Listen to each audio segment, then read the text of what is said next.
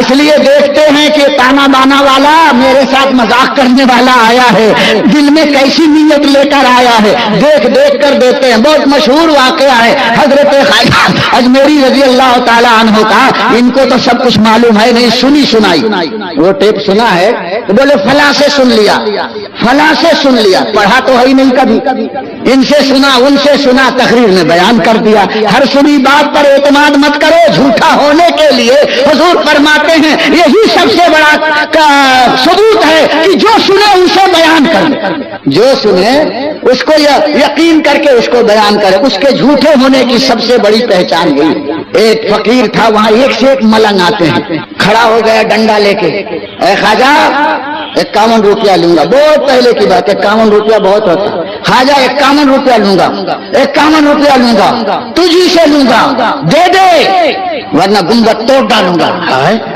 یہ ملنگ لوگ بھی عجیب عجیب باتیں کرتے ہیں، لیکن خواجہ صاحب بڑے متحمل مزاج، بولو بولتے ہو، مانگنے کا اس کا انداز، دے دے جلدی، کوئی نہیں دے رہا، کوئی 5 روپیہ جائے اٹھا کے 5 روپیہ نہیں 51 روپیہ لوں گا، کسی نے 10 دیا پھینک دیا، 10 روپیہ نہیں، خواجہ سے 51 روپیہ مانگ رہا ہوں، 51 روپیہ۔ ایک سرکا ہوا بھی ادھر سے گیا تھا دیکھنے کے لیے کہ خواجہ صاحب کے ہاں کیسا عرس ہوتا، سرکا ہوا سمجھے، ہاں اسکرو ڈھیلا ہو گیا تھا، وہ بھی گیا تھا تماشا دیکھنے کے لیے، وہ ملنگ کے پاس سے گزرا، کھڑا ہو گیا، عقیدہ خراب تھا، کہا کیا مانگتا ہے؟ بولے تو کیوں آیا ٹاٹر کرنے کے لیے؟ بولے خواجہ صاحب سے مانگ رہا ہوں، 51 روپیہ مانگ رہا ہوں، خواجہ دے دے 51 روپیہ دے دے۔ تو اس نے 51 روپیہ جیب سے نکالا، کہا بے لے خواجہ کیا دیں گے؟ تو ہنسا، کہا ہاں اے خواجہ تیرا شکریہ ہے، تیرے بلبل جاؤں، دلایا تو کس موزی سے دلایا، کس حدیث سے دلایا، تیرے دلانے کا انداز بھی خوب ہے میرے خواجہ، اس محاورے سے تو نے دلا دیا، جب تو دینا چاہتا ہے تو جہاں سے چاہتا ہے دلاتا ہے، دشمن کے ذریعے دلا رہا ہے، یہ تو ان کا انداز نرالا دیکھا، بھیک دیتے ہیں اور منگتا کو دعا دیتے ہیں، دینے کا انداز مت دیکھو کہ کہاں سے آ رہا ہے، مانگ رہا تھا ملا کی نہیں، ذریعہ ہے وسیلہ ہے۔ ان لوگوں کو کچھ معلوم نہیں ہے، ان سے کیوں مانگا، ان سے کیوں مانگا، تو جا کے منصورہ کیوں مانگتا، سعودی گورنمنٹ جا کے کیوں مانگتا، مت مانگ، یہ بنانا ہے وہ بنانا ہے، روز جا کر کے کہیں جنگل میں پہاڑ کی چوٹی آس پاس میں بہتے بیچ کر اور دے دے مدرسہ بنانا ہے، ارے تیری زبان گھس جائے گی، ایک نیا پیسہ بھی نہیں ملے گا، مانگ کے دیکھ۔ تو صرف دولت مانگنے گیا تو پیشانی پر بل ہو گیا، تانا بانا نظر آیا، اور تو یہاں گمراہی کا تانا بانا چلا رہا ہے۔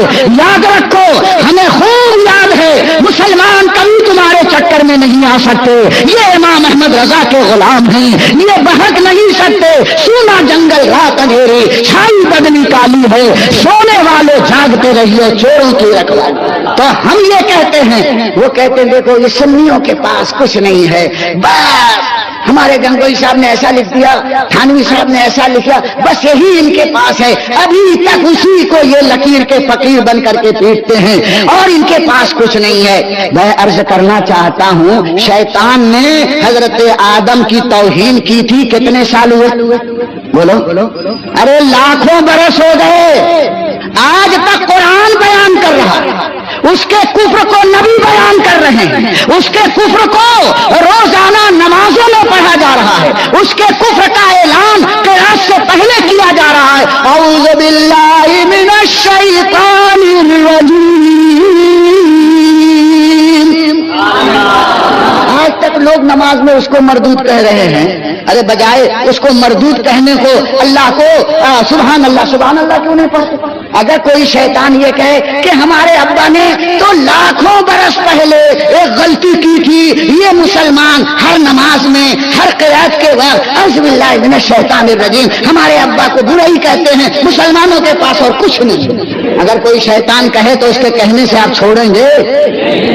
اس کی اور چمٹی کریں گے کہ چور کا بھائی گرہ کٹ، چور کا بھائی گرہ کٹ ہوتا ہے، یہ بھی اسی کا چیلا ہے۔ دوستو، جب تک کفر سے توبہ شیطان نہیں کیا، اس کا قیامت تک اس کی تردید ہوتی رہے گی۔ اسی طرح سے جو مولوی، جو علامہ نبی کی توہین کر کے جب تک